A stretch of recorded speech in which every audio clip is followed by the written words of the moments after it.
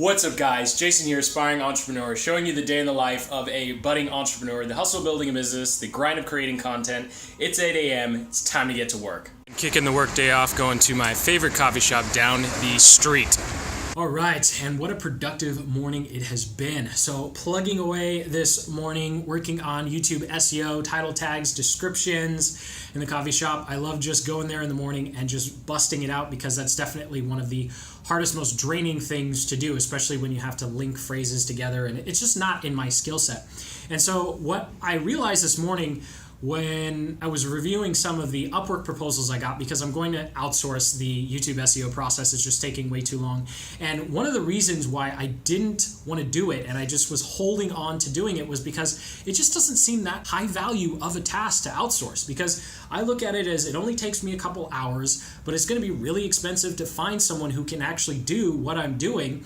However, I looked at it in terms of opportunity costs, and this might help you figure out what you should be outsourcing in your particular business. So I looked at it as that 3.5 hours, what else could I be doing with that 3.5 hours that I'm spending on SEO? Well, if I hire someone for 30 or 50 bucks a week to do that SEO, that extra 3.5 hours could go into another video or 2 videos. We're going to say 2 videos. I'm going to be ambitious. So all of a sudden, instead of looking at it from the framework of, I'm paying 50 bucks to save 3 hours of my time, no, I'm paying 50 bucks to have 2 extra videos a week. As soon as you make that shift, all of a sudden you're like 50 bucks for 2 extra videos a week, which makes a tremendous difference in terms of growing a channel and reaching, more people, providing more value to you guys. All of a sudden it's a no-brainer. Like, what? Why would I do that? But when you're looking at it in terms of $50 just for, a couple of descriptions, titles, and tags, you go, that doesn't really seem all that valuable. But when you look at it from an opportunity cost perspective, it becomes really clear that there's a tremendous amount of value and it makes just business sense. So I hope that made sense to you, and maybe that'll help you figure out some things in your business or that are on your plate that on the surface don't really make sense to outsource or seem really expensive to outsource until you compare it to what you could be doing that brings you more value. So with that, it's time for me to finally eat some lunch and start reviewing all those Upwork proposals to schedule some interviews. Oh boy. So going through the proposals I had this afternoon, I'm always reminded of why I am so hesitant to go through the hiring process, because it takes a really, really long time and a lot of patience and a lot of work to find good freelancers who will just be able to follow basic instructions. For example, with this latest job posting, at the end, I just said, start your cover letter with Purple Elephant if you read this. Off the bat, 3 people eliminated themselves, right? I just say, rejected, you didn't follow the directions.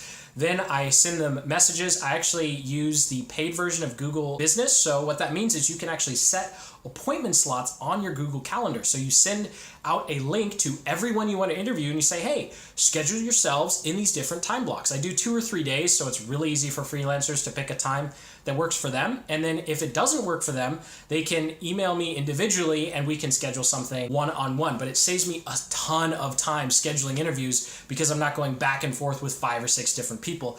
And it's another great way to eliminate people who just can't follow basic directions. And so from the 5 messages I sent out yesterday, I am down to 3 people that I'm actually going to interview. And really, it's just a process of finding a good fit and finding someone who can do basic things. I mean, if you're looking to hire someone and they can't read a job description properly and they can't communicate with you to schedule a time to interview, well, then it's a pretty good indication that it's not a good fit. And really, the interview is just ancillary after that point, because you have so few freelancers who seem to get through that funnel. And so that's all I got for you guys today. I'm finishing up some editing on a series of Google Tag Manager videos for you guys. So excited to be getting those out, and also excited to be interviewing a couple of freelancers over the next few days to really help me with this YouTube content process so I can make more videos. So thank you so much for watching. If you got some value out of today's vlog, go ahead and hit that like button. If you have any questions about outsourcing,